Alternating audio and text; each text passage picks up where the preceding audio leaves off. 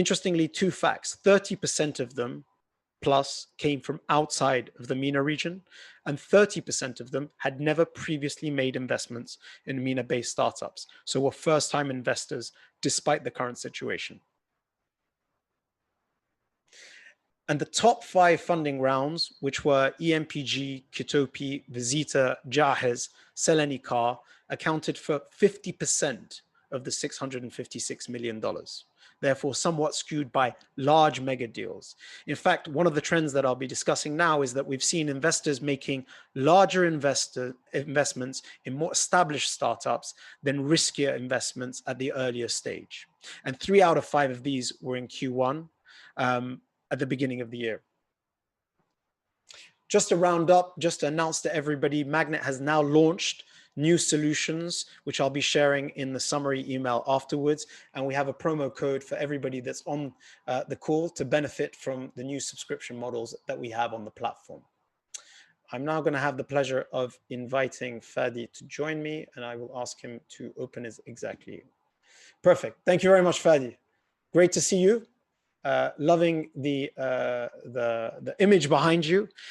I hope you're keeping well, and I hope you're keeping safe. I'm well and safe. Thank you. It's such a pleasure to be with you, Philip. And congratulations on the report. It's quite interesting. I'm very much looking forward to discussing the details and what we can add to what you've just disclosed, actually. Thank you very much.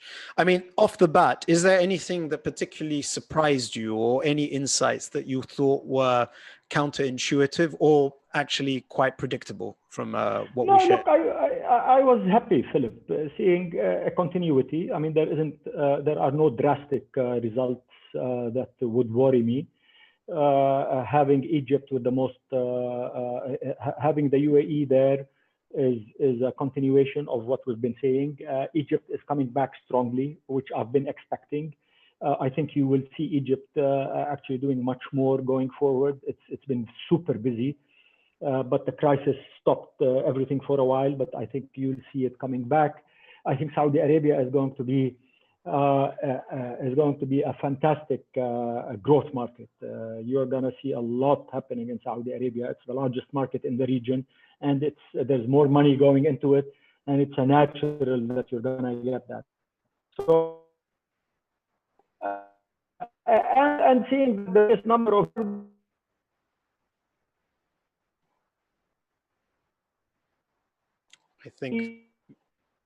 Fadi, I think your connection may be dropping. I mean, it's natural. This is you're going to see seed and seed. Is that better now? Yes, now we can hear you. Sorry, I think it just cut slightly. Yeah, sorry about that. I am in an internet where the internet is not as good as it should be. So my apologies to you and to the listeners. No, so I'm just saying that seed stage and early stage are natural to be the most. I mean, that's we're still in the early days in our region, and there is much more to happen. So yeah. And so the point about accelerator programs, is it a concern or is it not a concern that potentially this pipeline deal that's stunted? No, I think it's too early for us to deduct anything out of it, really, Philip. Let's keep the faith. I think the accelerator stuff is a result.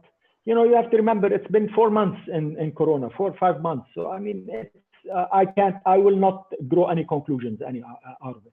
I'll leave it at that. It's not a concern to me. So we've had many discussions on this. We're both very fortunate, well, at least myself, to be on the Dubai Future Council, and we've discussed what it is that governments can be doing to support startups. We brought out a report last week with INSEAD. 77% of the startups surveyed had said that they have yet to be able to necessarily benefit from a government policy or initiative to support them. And yet we understand the importance of safety, the importance of health, and there are clearly priorities that come before necessarily startups. But in the conversations that we're having, where do you think that there is a role for government to support? Again, it's not one size fits all across the whole of MENA. Each geography is a bit different. But in your experience, like, where is there something that can be done to help startup founders? Look, in startups and SMEs, let's say. I mean, SMEs got hit more than startups because they're in the, a lot of them are in the bricks and mortar world. Governments in some countries did step up. I mean, in Jordan, in Saudi Arabia, in other countries, there were, in the UAE, even, you know, the central banks came out and said delay payments. There were some programs, nothing earth-shattering. So I have to tell you, salary protection programs, furlough programs, cash flow supporting programs in delays in VATs or in utilities did not happen. And I'm one that says, you know, that's when government steps in. That's a long discussion. I would think government should look at this as an investment. Because these companies, once they stick around, they build businesses, they employ, they become consumers, they eventually pay taxes again. So and this is not a charity, really. This is an investment in the long-term staying power of companies that are hurt today. Corona is not the making of the private sector. Corona is a global challenge. We have never seen anything like it. In my view, governments should step in and should actually create the safety net and should view supporting startups and SMEs as a strategic view, because that's where the future, specifically in tech, you know, tech is building the next economy in the region. And if anything that taught us in Corona lockdowns is that these tech companies were our heroes. They kept us in connection with the rest of the world, whether it's Zoom now, whether it's the last mile companies, whether it's the grocery companies, whether it is the e-commerce companies, whether it's the pharmacies that became online. Those who invested in these companies and those entrepreneurs that built them are visionaries. They were core to our existence. So I would hope that there's more investment in it. Yeah. And I'd hope government, if not investing, facilitate. Let's talk about loan guarantees. Let's talk about all sorts of programs, encouraging outside investors to come in, regulators easing the environment so that the government has many levers of power. It's not only about cash. It's about ease of doing business. On that specifically, I mean, we all know, and you probably advocate more than any, that a startup is only as good as the team that they have. And there's been a lot of talk now on two things. One, is there going to be a mass exodus of people from the region because all of a sudden there's going to be a lack of talent from people? Or the flip side of it is there an opportunity here to import new talent to the region to help support startups? What is the situation with talent, and what role can government definitely play in helping facilitate keeping, if not hiring? Philip, I don't want to paint a rosy picture, but I'll give you a balance here. I think on the short run, there is going to be a lot of pain. So there'll be pain, people will go, there might be some exodus of expatriates in certain places. It's inevitable. There has been a lot of hurt here. But in my view, and I think in many other people's view, is that what this massive experiment of shutdown, this massive experiment of testing the internet, this massive experiment that got everyone to be aware how essential it is to be digitally enabled, this next generation of people is going to build the next economy. And there is no debate around it anymore. You know, you and I have been around for a while. I have a much whiter hair than you do. And I'll tell you, look, there were a lot of skeptics, or there were a lot of people that were delaying, a lot of traditional businesses that were saying, okay, we will be digitally enabled in the future. It is a luxury, not a core. Well, now everyone understands that being digitally enabled, selling online, transacting online, being online, no matter what business you are in, is strategic. It is vital to your existence. And so, in my view, short-term pain, long-term massive gain. There are going to be massive, massive opportunities. We need to be patient. We need to look at this in the coming 5 years rather than in the coming 2 years. I think you know, it might be, some people might say I'm insensitive, but this thing is an opportunity. This experiment, which we would have never dreamed of ever, in having everyone shut down and testing the digital landscape, has basically accelerated everything that we've been calling for, you and I, and we wanted it to happen in 10 years. It's suddenly sitting in our laps now. We are looking at it right now. No, you don't need to hire any consultant, Philip, you know. COVID told us. COVID announced it. Yes, for sure. But let's, before I move on to another subject, I mean, what can we all collectively do to support Lebanese startups? I mean, the situation in Lebanon is not ideal for many of them for different reasons. And yet we have these emerging hubs across the region who are looking for startups to come. And you have this ecosystem that is clearly in need of help. Is there any message that we can give out? I mean, I have my own views. Yeah. It's almost like you can import the ecosystem until it comes back. I don't want to say that Lebanon should be deprived of its entrepreneurial ecosystem, but clearly there is an opportunity now to really help these guys access new markets and to continue to grow. Do you have a particular view or opinion on this? I have. I follow the Lebanese scene quite well, not only in the startup scene, not in the digital landscape only, but in general, politically, economically, etc. I think Lebanon, unfortunately now, I can say it's a dysfunctional country. It's a dollarized economy. It suddenly is off the dollar. The Lebanese pound is dropping drastically. It was about 5,000 pounds to the dollar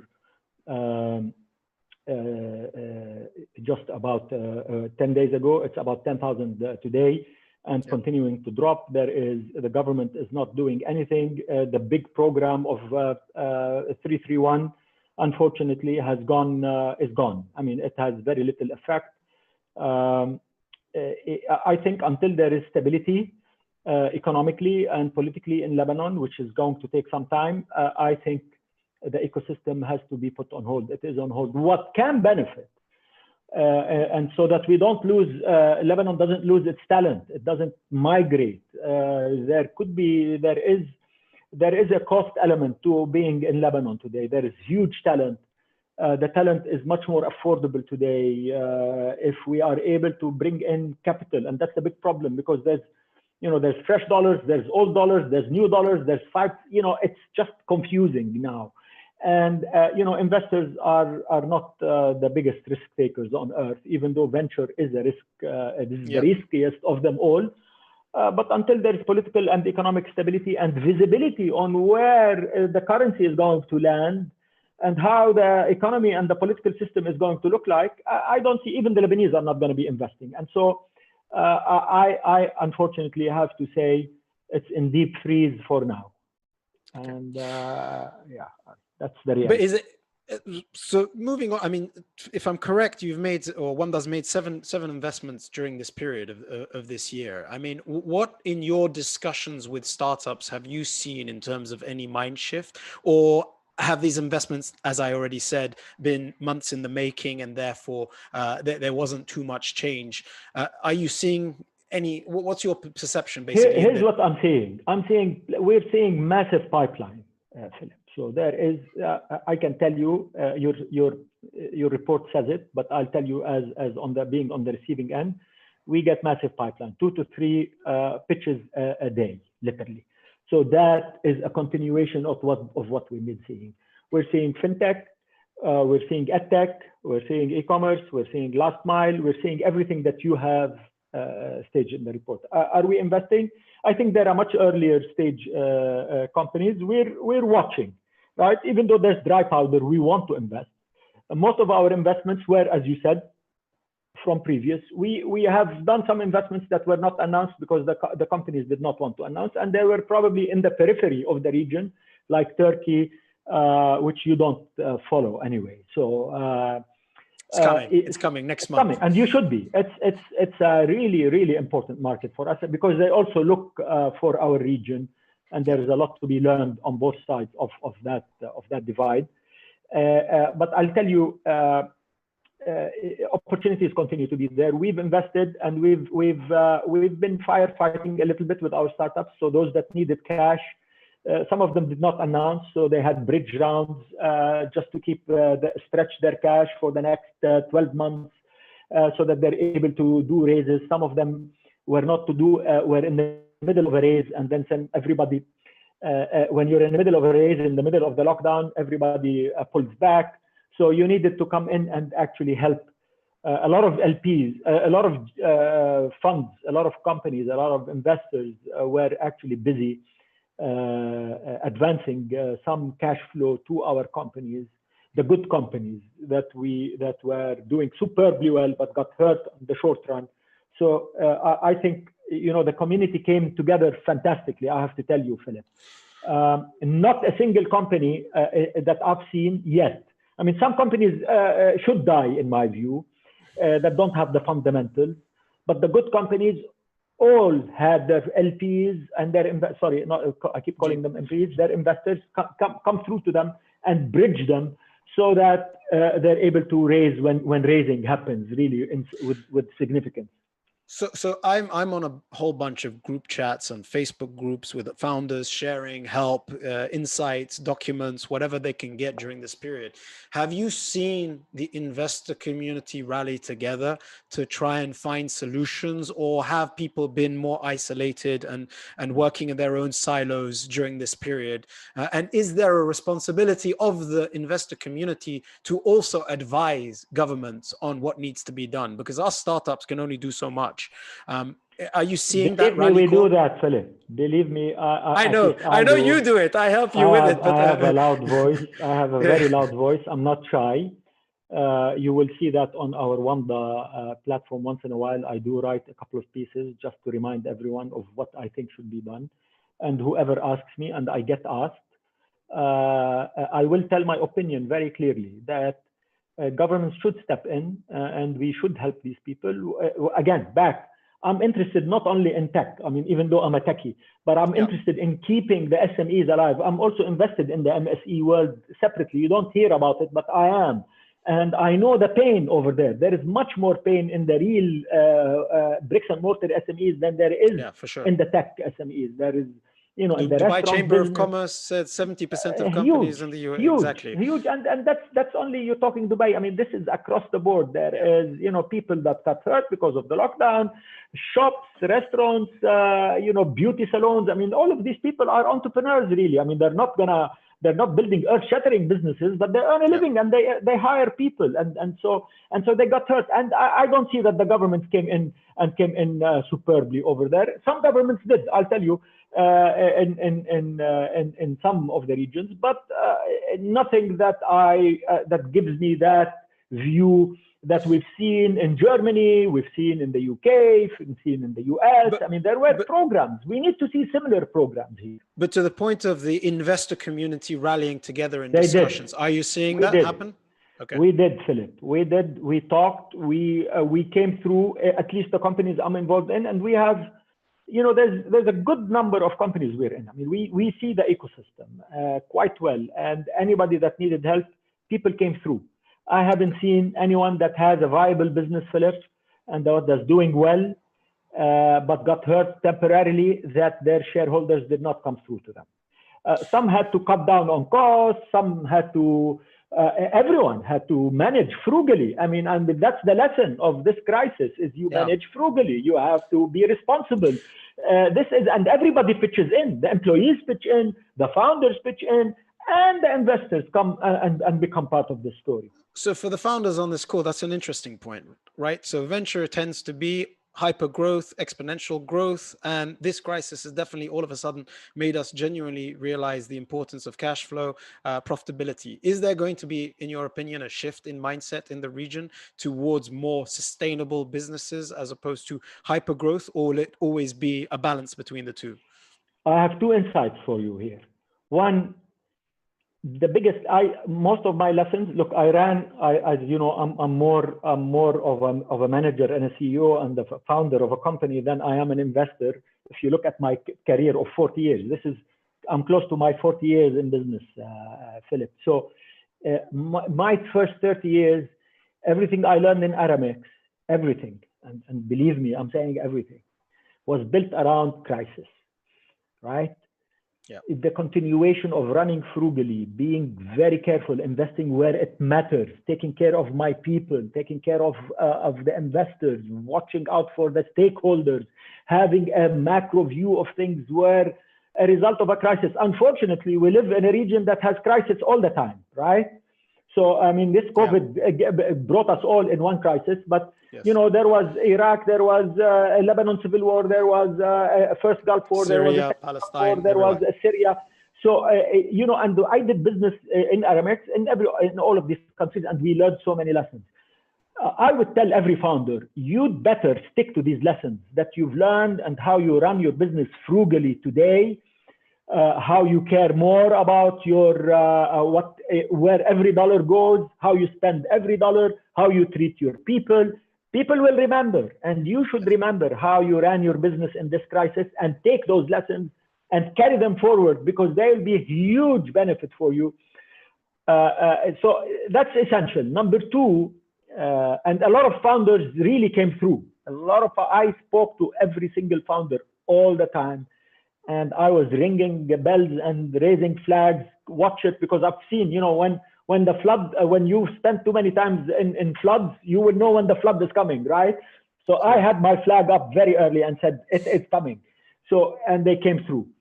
The second lesson is this blitz scaling, grow at any cost, is dead, and you'd better think it's dead. I don't like it. I never liked it. It confused the fuck.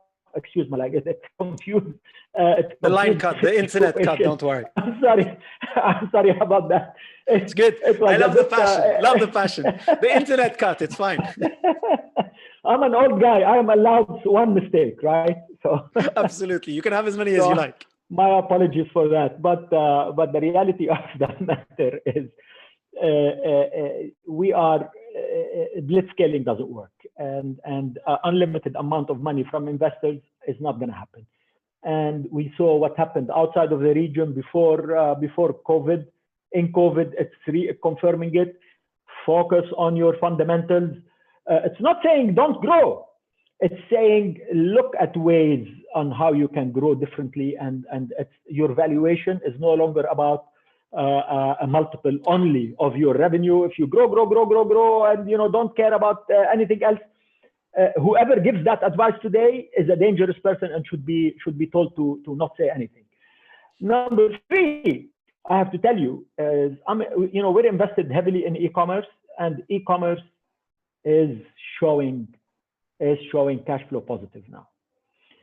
The adoption, the growth, you know, maybe we were at around 5% of commercial, of consumer commerce. I think we're about 10-15% now. It's growing. You're having to market less. You're having to advertise less. Your cost of acquisition, your CAC is going down. I'll tell you, a couple of companies I know well are actually making net income. They're continuing to grow 50-60%, and they are profitable at the bottom line. So which means these businesses actually will make money. Yeah. Will make money. And it's a massive positive. And I am super optimistic about this. Lastly, you're going to see a new set of things that happen in last mile also, and how they think about their unit economics, because last mile also was such an essential element in our existence. So I'm seeing good stuff. I think there's lots of lessons to be learned here. I want to make sure that if people want to ask questions, please throw in the questions in the Q&A, and we'll come to them in a couple of minutes. Before we get there, I mean, so us as founders are always thinking about what our investors are thinking about in the current environment. You guys as investors, what are your LPs? What is the LP you've put in? And I really admire for the energy that you've put into building this ecosystem here in the region, almost from scratch. And yet a lot of acceleration has happened in the last 4 or 5 years. Something like this could potentially halt that growth and create a little bit of a stunt. What are the LPs and governments and investors or corporates and family offices saying in the current environment? Are they just imagining this to be a slight pause, or is this going to be a cause for concern? I would hope it's a pause where they're doing triage. They are looking at the hurt, because a lot of the family offices have their own businesses also, you remember.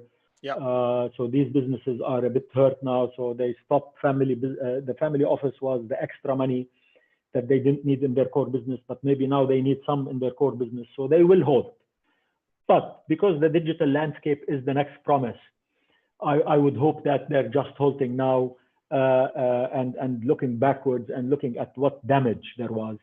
And once they realize the damage, once they understand it, once they start fixing it, and then they go back to normal investing. But you will still see people who have dry powder and want to invest, and you will see people who are visionaries and saw it and said, yes, we're going to go into this and we're going to do more. But for now, what I am seeing is a bit of a pause. Not everyone is pausing, but and I think it's okay to do that. It's okay. People need to know what's happening. People need to absorb the lessons. People need to absorb the pain. There is pain. We did the survey last week said that 58% of MENA investors are looking to delay exits in their companies until potentially valuations move back in their favor. How do you think that's going to affect the investor and founder mindset? Is that going to be a slight halt or delay in progress of the ecosystem, or is that just a part and parcel of I didn't hear the situation? first part. You were saying people were worried about that the valuations went down? No, 58% of MENA investors are looking to delay the exits of their companies. So there's a slight kind of, we need to wait a few more years before these exits happen. Is that a cause for concern or not? Yeah, no. And it's naturally that you're going to see, I think there are good deals now coming up at more modest valuations. Founders are smart not to exit now because this is not a good time for exits. I mean, valuations are not going to be great. I've seen some companies who were doing superbly well and continue to do well in the crisis.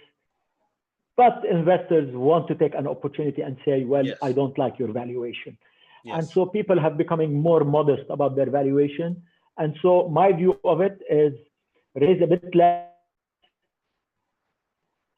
continue growing your business, and then look for the next big story down the road, because not now. You're not going to have your valuations now. But potentially a good time for M&A. To repeat? Yeah. But potentially a good time for M&A. I mean, in so much as yes.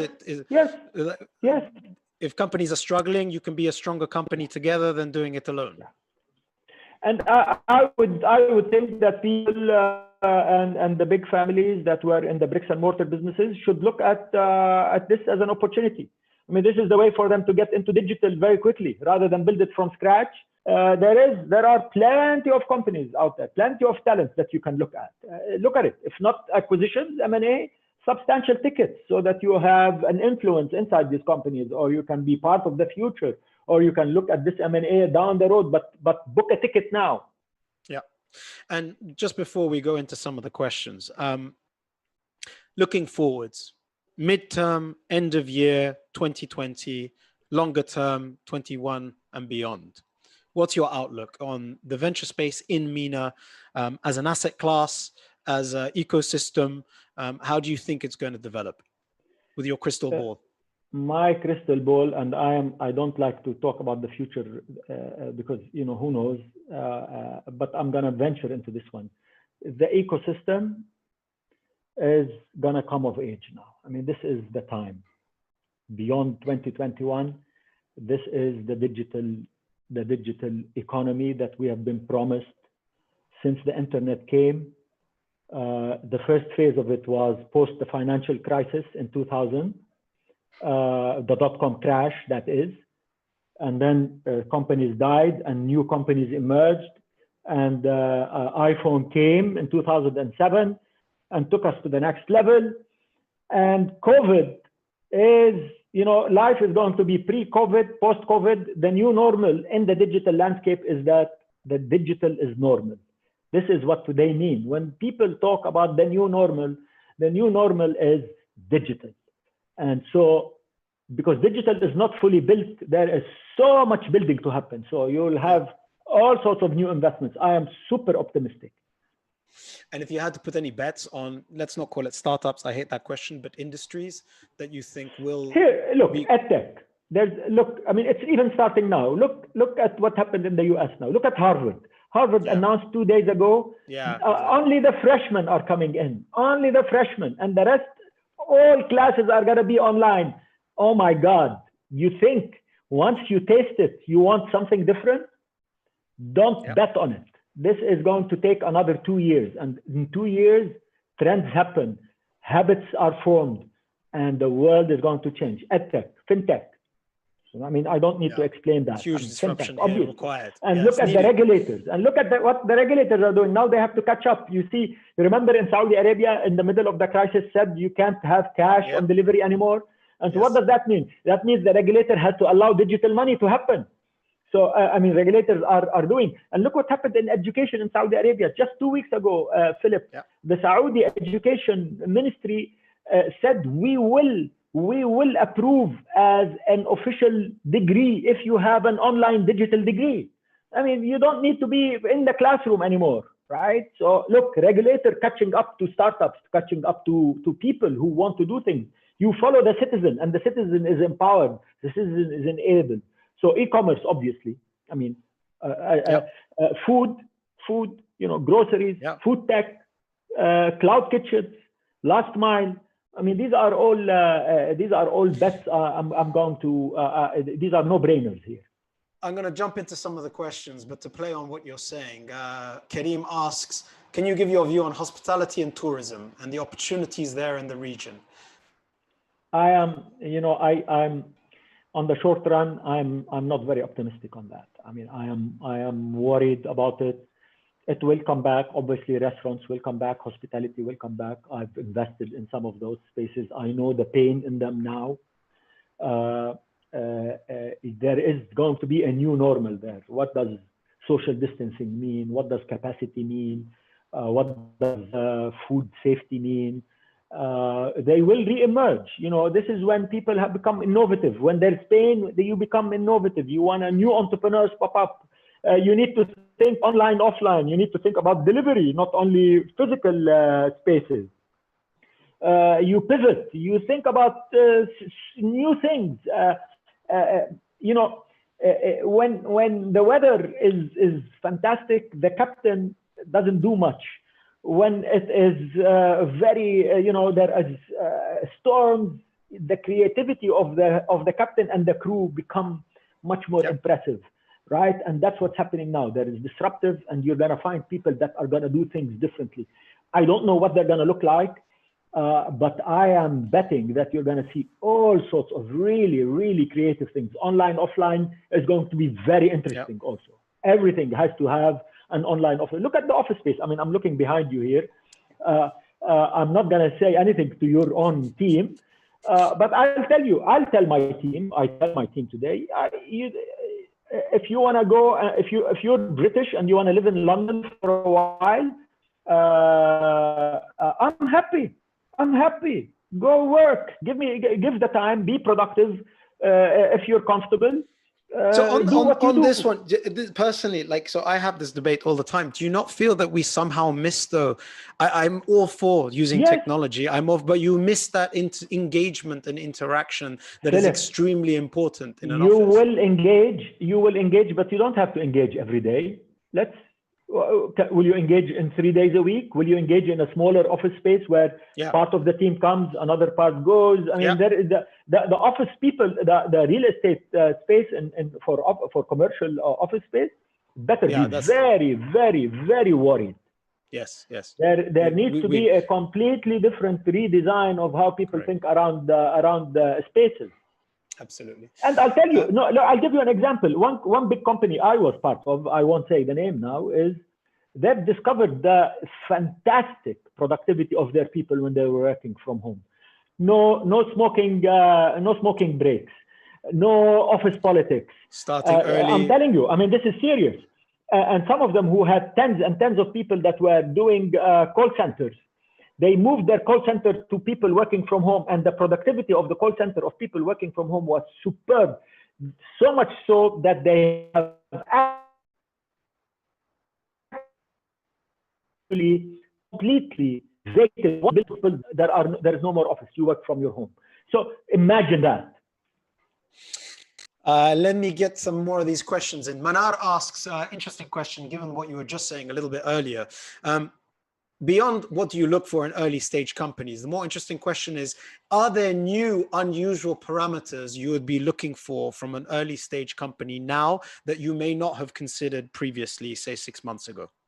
Yes, I would, which I had been doing myself. Anybody that comes with an outrageous valuation, and anybody that comes to me and talks about growth, top line, and I am gonna do this, I'm not listening, right? Come back to me and show me. Even though you're very early, I want you to grow. Obviously, I mean, this is your best to grow. But I want to see how, if you are capable to understand how you manage your business, how you view the world when indicators and fundamentals actually matter beyond only revenue. And so, well, that's interesting. So Mark asks a question though. Do you believe you'll witness a huge valuation disparity between startups benefiting from lockdown and neutral ones? I assume Completely. Almost naturally. Completely. But there is humility, Philip. I need to tell everyone. I'm talking to a lot of entrepreneurs who were a bit, they're all my friends. They'll take that from me. They were arrogant. I am this, I am that. Okay, cool. Right? There is humility now. There is, people are listening more. People are more humble in their expectations. People are asking questions. How do I do this fundamentally? Because I didn't think about fundamentals. I only thought about revenue growth. And now I need to think about different things. So they need to tap into an older guy like me who has been thinking about fundamentals most of his life, right? So how do I make profit? How do I think about that? So it's how do I manage cash flow? I mean, people didn't think about managing cash flow because they would raise money and go spend them. So now there is that, how do I stretch my dollar as much as I can, or my dirham or my guinea, so that it lasts me very long. As much as possible. And that's the beauty of management. That's when you see the leaders versus the people that appreciate and understand what they're doing versus the people that were just a bit of fluff, right? I don't want to take up too much more of your time. But there's so many questions. I want to just send you a few more. Hussam asked an interesting question. Do you think how do you envisage the future of providing advice for corporate consultations to corporates and governments? Will they accept to be served more remotely now than before, where they used to demand you to come and meet at their offices for meetings? Well, look, His Highness Sheikh Mohammed bin Rashid just 2 days ago announced that 50% of the government services in the UAE do not want to see your face, nor them seeing, nor you seeing their face. So meaning, Dubai is digitally enabled already. I mean, imagine that everything that you're going to do online. A lot of government services don't require us to be there. Why should we be there? And I think that's where a lot of spending is going to happen. When governments start spending to become digitally enabled, that's when ecosystems also flourish. Question from an early stage founder saying, what is it that a new founder now who sees an opportunity should think about when building out their proposition given the current environment? Do you have any advice for a first-time early stage founder? It's not an easy question to answer. What I say here always to anybody is, what is relevant? What you're building has to be relevant, has to be solving a relevant problem to post-COVID. Don't assume business as usual. Don't assume business models as usual. Don't assume all the thinking around how do I value the business? How do I spend my money? How do I talk to my investors? Everything has changed. Think of relevance, think of fundamentals, and think continuously. This is never going to change. Talk about your team and what your team is capable of doing. This is never going to change, but also tell me what you learned in the crisis is essential. I want to know what you learned in this crisis as you're building your relevant company in the next phase. Kareem asks a question, which is, how is the valuation of company going to be impacted given the manipulation happening in the markets, i.e. the capital markets, to government interventions and quantitative easing? And do you see valuations going up or down in the medium term as a result of that? Philip, if we're talking our region, this is not, it's not relevant for us really. I mean, yes, partly it is relevant, but we're still early stage, that we're still not seeing the billions of dollars that we have been having to invested here that gets shifted. We have a trickle of what gets invested outside of our region by people in our region. We just need that trickle to double, right? Did you say how much was the report saying that was invested in the first 6 months? 659. 659, yeah. I mean, that's a trickle. It's nothing. You know, in Israel, it's I'm reading somewhere it's about 2-3% of GDP or something like that. I mean, we're less than 0.5%. We haven't even seen any serious investment in the tech space. So yes, it's important what happens globally, but it's way too early for us to say it's affecting us. Ned is asking from AWS, what is the role of universities in promoting entrepreneurship post-COVID, given that our region has always favored teaching versus R&D and IP creation? Is there a bigger role for universities? Universities better watch out for their own existence now, because these young startups are going to disrupt the schooling system and the university system. I think universities need to start thinking about innovation, yes, much more seriously, to think about digital enablement of everyone in their system. A university president cannot think that enabling education online and remote learning is a luxury anymore. If he doesn't do that, people are not going to go to his university. And they need to think about their cost structure, right? One thing Harvard people were asking after the Harvard announcement of online learning is that, am I going to still pay $50,000-$60,000 to attend the university? I mean, that's a big question. Yep. Two last questions. One, which is quite interesting to get your opinion. How would you assess North Africa's ecosystem compared to the rest of MENA? It's behind. It's behind in the number of startups. It's behind in the amount of money. It's behind in development and nurturing. It needs to have much more. Tunisia, Morocco, and Algeria. So Morocco is a bit more advanced. Tunisia is coming of age, and Algeria is a bit socialist, and it's closed. And you know, you want to have an ecosystem, you have to have an open and ease of doing business, transfer of money in and out of the country very easily. You want to have foreign investors. You need to have a much more startup-friendly world. I don't see that in North Africa. Do you think, just before the last one, do you think you'll start seeing more Africa in engagement in MENA and more MENA engagement in Africa, vice versa? I haven't seen that yet, really. You know, Africa is busy with itself. There's a lot of interesting startups in Africa, specifically in fintech, in last mile, in e-commerce. You know, Nigeria, Kenya, agri-tech is big in some of these countries. There is a lot of edtech.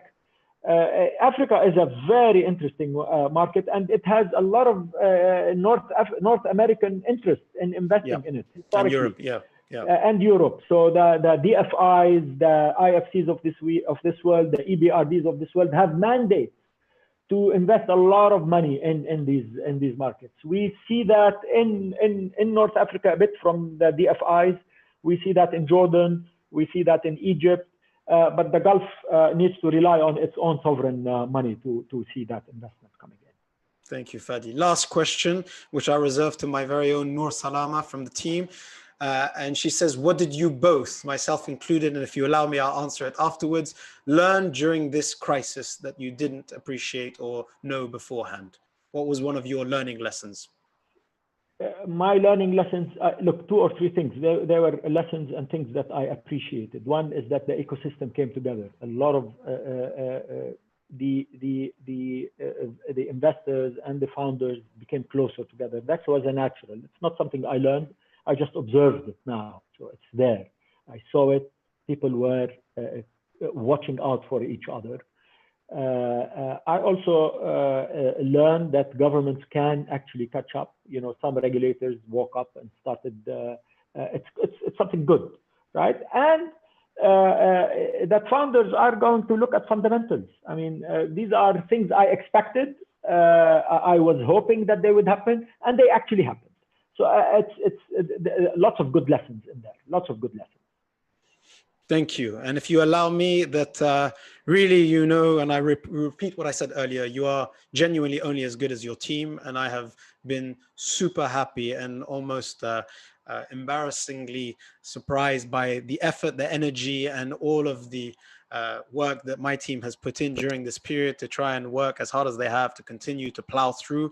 And as a founder, you really rely on the backbone of the people that support you, and they've really come through. So I would like to personally take the opportunity to thank them for all of their help and effort, and to all startup founders that probably have teams that are supporting them during this crisis. You really are the multiple of the people that support you.